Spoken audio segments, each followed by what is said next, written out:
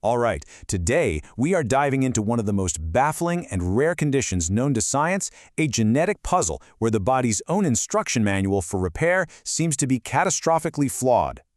I want you to just think about this for a second. What if every time you fell down, or even just got a flu shot, your body's response was to build new bone? Not where it belongs, but inside your muscles, locking your joints, and slowly building a second skeleton that imprisons you from the inside out. Well, that isn't some plot from a sci-fi movie. It's the reality for people with a condition called Fibrodysplasia Ossificans Progressiva, or FOP. It's often called stone man disease, and for good reason. It is the only known disorder where one of the body's organ systems literally transforms into another one. Your flexible muscle, your tendons, your ligaments, they're all progressively replaced by solid, rigid bone. And when we say this is rare, we mean incredibly rare. We're talking about roughly 1 in every 2 million people. To put that into perspective, there are only about 900 confirmed cases known in the entire world. Every single person's story is different, but they all share the same fundamental battle against their own bodies. So to really understand FOP, we can't just talk about the science. We have to start with the human side of it, what it's actually like to live inside a body that's slowly building its own cage. Now, you'd think the first sign would be this dramatic bone growth, right? But it's actually something much, much subtler, and it's there from the moment a person is born. Almost everyone with FOP is born with malformed big toes. They're usually short, maybe bent inwards, sometimes even missing a joint. It's this one telltale sign, a crucial clue hiding in plain sight. From that first subtle clue, the progression of the disease is just relentless. The story of Harry Eastlack is probably the most famous example of FOP's devastating power. His flare-up started when he was about 10, and as this quote describes, the end result was a nearly complete second skeleton. Harry's incredible gift of donating his body to science has been absolutely essential for research. His skeleton is on display today, and it has helped unlock so many of FOP's secrets. And the disease follows this grimly predictable path, almost like a blueprint. It generally starts from the top and moves down. In the first decade of life, painful swellings usually start in the neck and shoulders, fusing the spine. Then, in the second decade, the chest and arms start locking up.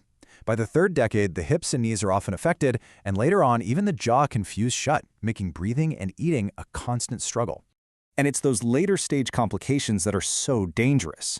When the jaw locks shut, that's called jaw ankylosis.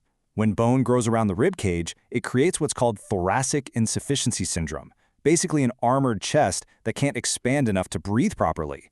And sadly, this often leads to the primary cause of death, which is cardiorespiratory failure.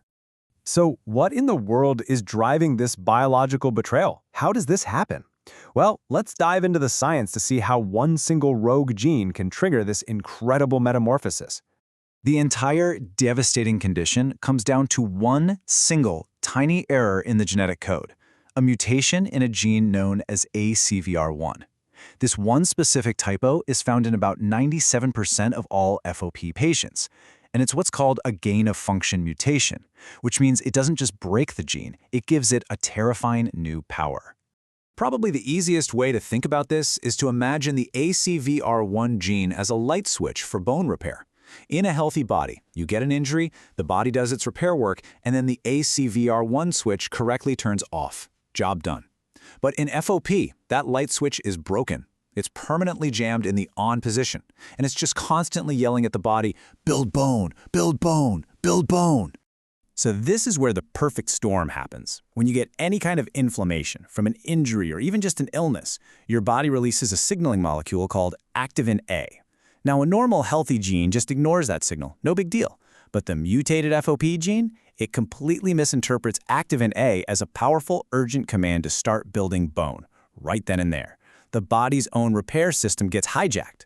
And this mistake triggers a devastating 4-step process every time there's a flare-up. First, there's some kind of trauma, a fall, an injection, a virus. Second, that trauma triggers the rogue signal from the mutated gene. Third, the body starts building a cartilage model right inside the muscle tissue. And fourth, that cartilage then transforms into permanent, solid bone, destroying the muscle in its place. And understanding that 4-step process is so critical, because for decades, not understanding it has led to unintended and truly catastrophic harm. Just look at these numbers. They're staggering. Because the swellings from an FOP flare-up can look a lot like cancerous tumors, a full 67% of patients are initially misdiagnosed. That means 2 out of every 3 people with FOP are sent down the completely wrong medical path from the very beginning. And this is where it becomes absolutely tragic. A well-meaning doctor sees a lump, suspects cancer, and orders a biopsy. It's standard procedure. But for a body with FOP, cutting into that muscle is a massive trauma. It triggers an explosive flare-up, causing a huge, irreversible growth of bone right where the biopsy was taken. The very act meant to diagnose the problem actually makes the disease permanently worse.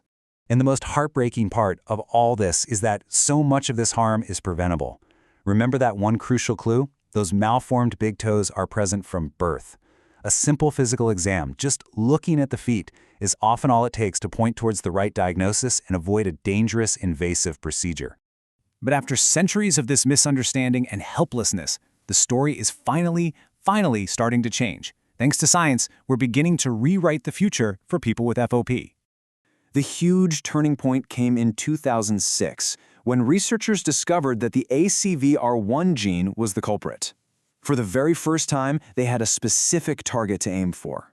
That discovery lit a fire under the research community and kicked off a race to develop therapies that could actually intervene and stop the bone growth. And that has led to this incredible pipeline of potential treatments, with scientists trying to attack the problem from multiple angles. We now have palovarotene, which was FDA approved in 2023. It basically works by putting the brakes on that cartilage-forming stage. Then you have drugs like garetosmab, which is an antibody that physically blocks that rogue activin A signal from ever reaching the broken receptor. And then there are other drugs in trials that work to get inside the cell and shut down the overactive gene itself. You know, the journey for the FOP community has been incredibly long and difficult, but we finally moved from an era of helplessness into one of genuine hope. The story of mastering this single metamorphogene is just an amazing testament to what medical research can do. And it leaves us with this really inspiring question. If we can learn to silence a gene that turns muscle into bone, what other rare diseases, what other impossible challenges can we conquer next?